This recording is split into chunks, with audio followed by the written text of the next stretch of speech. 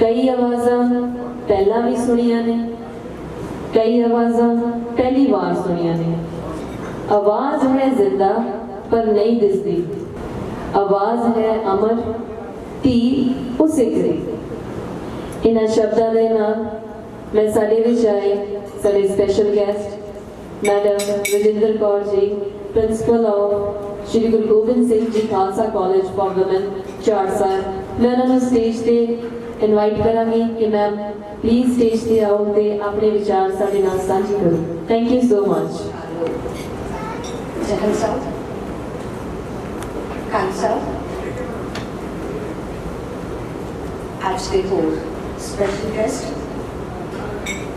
और इस इवेंट को ऑर्गेनाइज करने वाले ब्रैड साहब, प्यारे बच्चों, आओ फतेह दी साझ पाइए। वाहिगुरू जी का खालसा, वाहिगुरू जी की फतेह।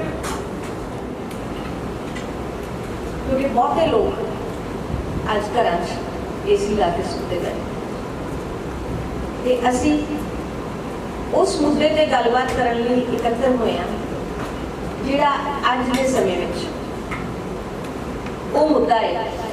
जे इस ते विचार चर्चा ना की गई, विचार चर्चा करके इसनूं अमल च ना लिआंदा गया तो शायद ही कि मेरे बच्चों को शुद्ध हवा, मेरे बच्चे चाहे वो कॉलेज के स्टूडेंट्स ने, चाहे तुसी हो, चाहे मेरी अपनी औलाद है, वो तो भावें फिर भी किसी शुद्ध वातावरण के विच उन्होंने किते साह लै लिया होवे, पर कि मेरे बच्चों के बच्चे आने वाले समय शुद्ध वातावरण च साह लै सकणगे? यही गल्लां ते अज विचार करना। सब तो पहला तो ये सोचना पड़ेगा कि क्यों लोड़ पई सानू अज इकट्ठे होण दी। क्यों असी ना तो हवा छड्डी है साह लैण लई, ना पानी पीण योग रहण दिता है, ना ही असी मिट्टी नूं इस योग रहण दिता है कि उहदे विचों कोई फल फुल सब्जियां साडी खुराक जिहड़ी है वो सही तरीके दी हो सके। ते उहदे लई सब तो वध जिम्मेवार असी लोग ही हाँ। भावें असी जिन्ने मर्जी उच्चे अहुदियां ते पहुंच जाइए, कसूरवार फिर भी असी सब तो वध कसूरवार मैनूं लगदा हुंदा कि उच्चे अहुदियां ते पहुंचे होए ही असी अपनी आने वाली पीढ़ी नूं, आने वाली जनरेशन नूं दस ही नहीं सके कि साडियां जिम्मेवारियां की है। अधिकारां बारे तो जान लेंदे ने, सोशल मीडिया ਉਹਦੇ ਤੋਂ ਲੱਭ ਲੈਂਦੇ ਨੇ ਸਾਡੇ ਰਾਈਟਸ ਕੀ ਨੇ, ਸਾਡੇ ਹੱਕ ਕੀ ਨੇ, ਪਰ ਉਹਨਾਂ ਨੂੰ ਇਹ ਦੱਸਣ ਤੋਂ ਅਸੀਂ ਵੀ ਗੁਰੇਜ਼ ਕਰਦੇ ਹਾਂ ਕਿ ਪੁੱਤਰੋ ਤੁਹਾਡੀਆਂ ਜ਼ਿੰਮੇਵਾਰੀਆਂ। ਕਿਉਂ ਗੁਰੇਜ਼ ਕਰਦੇ ਹਾਂ? ਕਿਉਂਕਿ ਅਸੀਂ ਉਹਨਾਂ ਜ਼ਿੰਮੇਵਾਰੀਆਂ ਨੂੰ ਆਪ ਨਹੀਂ ਨਿਭਾ ਰਹੇ। ਉਹਨਾਂ ਨੂੰ ਜ਼ਿੰਮੇਵਾਰੀਆਂ ਤੋਂ ਜਾਣੂ ਉਦੋਂ ਹੀ ਕਰਾ ਪਾਵਾਂਗੇ ਜਦੋਂ ਅਸੀਂ ਉਹਨਾਂ ਲਈ ਰੋਲ ਮਾਡਲ ਹੋਵਾਂਗੇ। ਤੇ ਰੋਲ ਮਾਡਲ ਬਣਨ ਲਈ ਸਾਨੂੰ ਇਹਨਾਂ ਜ਼ਿੰਮੇਵਾਰੀਆਂ ਨੂੰ ਆਪ ਨਿਭਾਉਣਾ ਪਏਗਾ। मैं देख रही सी कि असीं गल भी इकट्ठे कर रहे सी कि अज एनवायरनमेंट की गल करनी है, आपां वातावरण नूं किवें शुद्ध रखना है, किहड़ियां कोशिशां करनियां ने। ते गैदरिंग देख लो, यही किसी सिंगर ने आना हुंदा ते पास लैण लई सिफारिशां पैणीआं सी।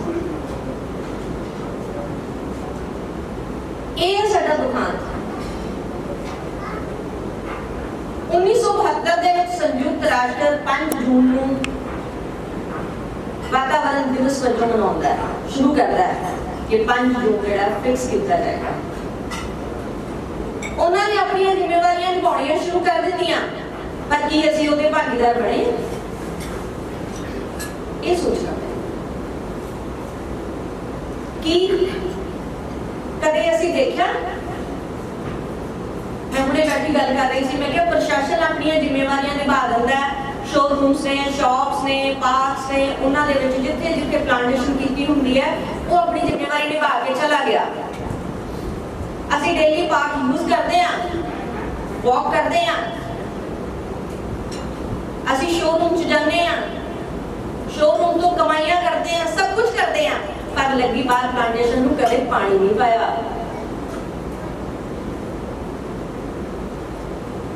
असी पश्चिमी देशों की रीस करते हैं, उन्हां वर्गे बनने की कोशिश करते हैं, ते अज होड़ है कि सारा टब्बर उत्थे पहुंच जाए, पर उन्होंने एक भी आदत नहीं अपनाते।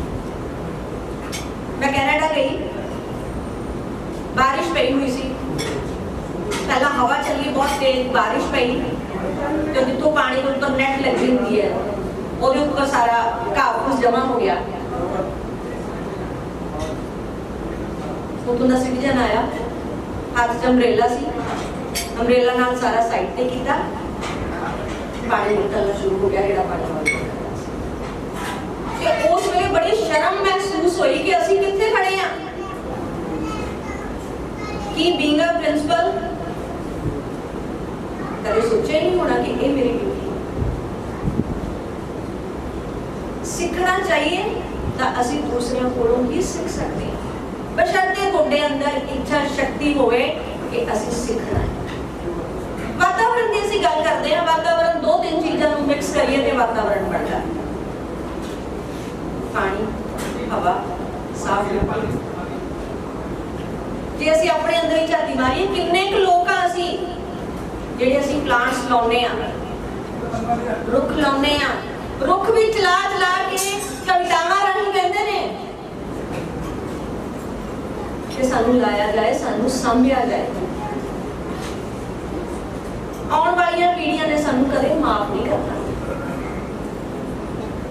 ਕਿਉਂਕਿ ਜਿਹੜਾ ਪਾਣੀ ਨਹਿਰਾਂ 'ਚ ਸੀ, ਟਿਊਬਲ 'ਚ ਆ ਗਿਆ, ਟਿਊਬਲ 'ਚ ਸੀ, टूटियां च आ गया, टूटियां तो बाद बोतलों च आ गया, तो पूरा पानी कैप्सूल च आना शुरू हो गया।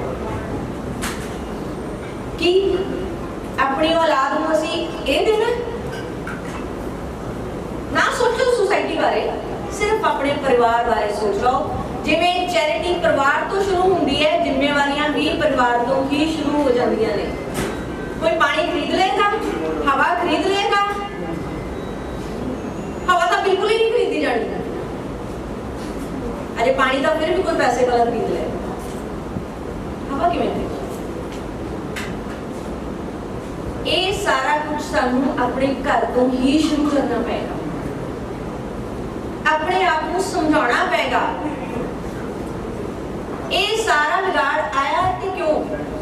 क्योंकि साडियां इशावां ने इस कदर वादा कर लिया कि असी की गलत है की सही है उन्होंने परखण तो इनकारी है। असी सोचते ही नहीं कि जो कर रहे हैं उहदा साडे आले दुआले ते साडी बॉडी ते की प्रभाव पेगा। चंगी खुराक नहीं साडे कोल खाण दी, पीण नूं साडे कोल चंगा पानी नहीं।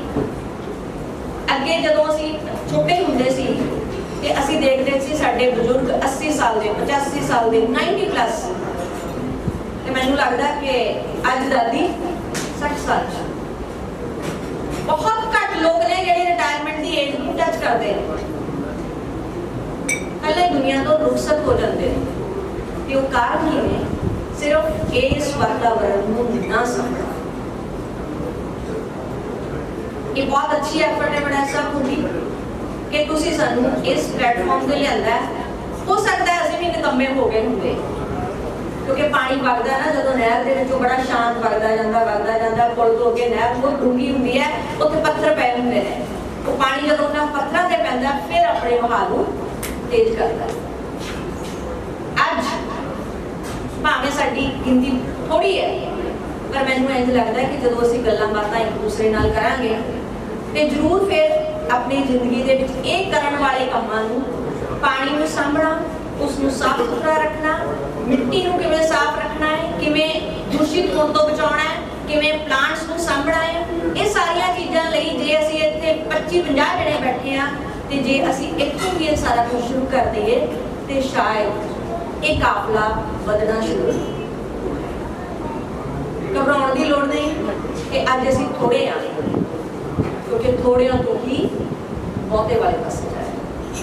जे असीं ये सोच लईए कि नहीं ਅਸੀਂ ਇੰਨੀ ਐਫਰਟ ਕੀਤੀ ਤੇ ਬਹੁਤ ਘੱਟ ਲੋਕ ਸਾਡੇ ਕੋਲ ਪਹੁੰਚੇ ਨੇ।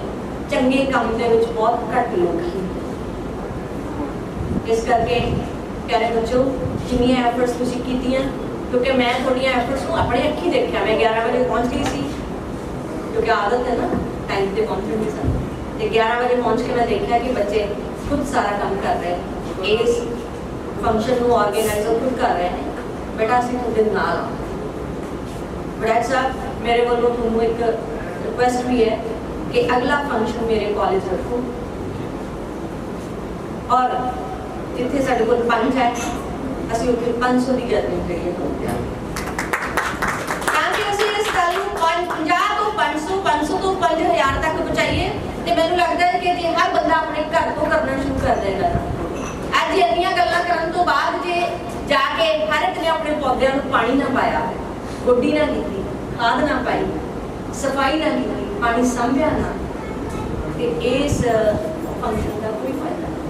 ਪਰ ਮੈਨੂੰ ਆਸ ਹੈ ਕਿ ਤੁਸੀਂ ਸਾਰੇ ਥੋੜੇ ਤੋਂ ਸ਼ੁਰੂਆਤ ਤੇ ਵੜੈਚ ਸਾਹਿਬ, ਮੈਂ ਤੁਹਾਡੀ ਇੱਕ ਹੋਰ ਗੱਲ ਨੂੰ ਵੀ ਧੰਨਵਾਦ ਆ। ਜਦੋਂ ਮੈਂ ਚੱਲ ਸਾਹਿਬ ਨੂੰ ਦੇਖਦੀ ਹੁੰਦੀ ਸੀ ਨਾ, ਤੇ ਮੈਨੂੰ ਲੱਗਦਾ ਹੁੰਦਾ ਸੀ ਕਿ ਇਸ ਪਰਸਨੈਲਿਟੀ ਨੂੰ ਕਦੇ ਮੈਂ ਪਰਸਨਲ ਦੇਖ ਪਾਵਾਂਗੀ, ਕਦੇ ਮਿਲ ਪਾਵਾਂਗੀ, ਤੇ ਇਸ ਲਈ ਮੈਂ ਧੰਨਵਾਦੀ ਹਾਂ ਤੁਹਾਡੀ ਕਿ ਅੱਜ ਇਹ ਮੌਕਾ ਜਿਹੜਾ ਹੈ ਇਸ ਫੰਕਸ਼ਨ ਦੇ ਥਰੂ ਮੈਨੂੰ ਮਿਲਿਆ।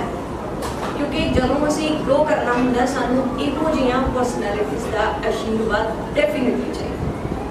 ਉਹਨਾਂ ਨੇ ਕਿਵੇਂ ਇਹਨਾਂ ਚੀਜ਼ਾਂ ਨੂੰ ਅਚੀਵ ਕੀਤਾ, ਕਿਵੇਂ ਇਹਨਾਂ ਅਹੁਦਿਆਂ ਤੇ ਪਹੁੰਚੇ, ਕਿਵੇਂ ਉਹਨਾਂ ਨੇ ਇਹਨਾਂ ਅਹੁਦਿਆਂ ਨੂੰ ਸੰਭਿਆ, ਕਿਉਂਕਿ ਪਰਮਾਤਮਾ ਬਾਦਸ਼ਾਹੀਆਂ ਬਖਸ਼ ਦਿੰਦਾ ਹੈ, ਉਹਨਾਂ ਨੂੰ ਸੰਭਣਾ ਸਭ ਤੋਂ ਵੱਡੀ। ਮੈਂ ਇਸ ਲਈ ਵੀ ਧੰਨਵਾਦੀ ਹਾਂ। ਤੇ ਇਸ ਆਰਗੇਨਾਈਜੇਸ਼ਨ ਨੂੰ, ਇਹ ਤੁਹਾਡੀ ਹੁਣ ਨਹੀਂ ਗਈ, ਇਹ ਸਾਡੀ ਸਭ ਦੀ ਆਰਗੇਨਾਈਜੇਸ਼ਨ। ਅਸੀਂ ਤੁਹਾਡੇ ਨਾਲ ਹਾਂ। ਜਿਸ ਤਰ੍ਹਾਂ ਦੀ ਸੇਵਾ ਚਾਹੀਦੀ ਹੋਏਗੀ, ਮੈਂ ਆਪਣੇ ਬਿਹਾਫ ਤੇ ਆਪਣੇ ਹਸਬੈਂਡ ਵੱਲੋਂ ਕਹਿੰਦੀ ਹਾਂ ਕਿ ਇਹਨਾਂ ਦੀਆਂ ਸੇਵਾਵਾਂ ਹਮੇਸ਼ਾ ਤੁਹਾਡੇ ਨਾਲ ਰਹਿਣਗੀਆਂ। ਦਿਨੇ ਆਵਾਜ਼ ਮਾਰੋ, ਰਾਤ ਆਵਾਜ਼ ਮਾਰੋ, ਕਿਉਂਕਿ ਮੈਨੂੰ ਲੱਗਦਾ ਹੁੰਦਾ ਕਿ ਘਰ ਦੇ ਵਿੱਚ ਜਦੋਂ ਔਰਤ ਕਹਿੰਦੀ ਹੈ ਨਾ ਕੰਮ ਕਰੋ, ਤੇ ਫਿਰ ਮਰਦ ਜਿਹੜਾ ਹੈ ਉਹ ਕੰਮ ਕਰਨ ਨੂੰ ਬਿਲਕੁਲ ਆਜ਼ਾਦ ਹੁੰਦਾ ਹੈ, ਕਿਉਂਕਿ ਔਰਤ ਆਪਣੀਆਂ ਘਰ ਦੀਆਂ ਬਹੁਤ ਸਾਰੀਆਂ ਜ਼ਿੰਮੇਵਾਰੀਆਂ ਆਪ ਸਾਂਭ ਲੈਂਦੀ ਹੈ। ਤੇ ਅਸੀਂ ਤੁਹਾਡੇ ਨਾਲ ਹਾਂ। ਵਾਹਿਗੁਰੂ ਤੁਹਾਨੂੰ ਇਸੇ ਤਰ੍ਹਾਂ ਹੀ ਸੁਮਤ ਬਖਸ਼ੀ ਰੱਖੇ, ਤੰਦਰੁਸਤੀ ਦੇਵੇ, ਤਾਂ ਕਿ ਤੁਸੀਂ ਚੜ੍ਹਦੀ ਕਲਾ ਦੇ ਵਿੱਚ ਰਹਿ ਕੇ ਇਸ ਕੰਮ ਨੂੰ ਅੱਗੇ ਤੋਰੀਏ। ਥੈਂਕ ਯੂ ਜੀ।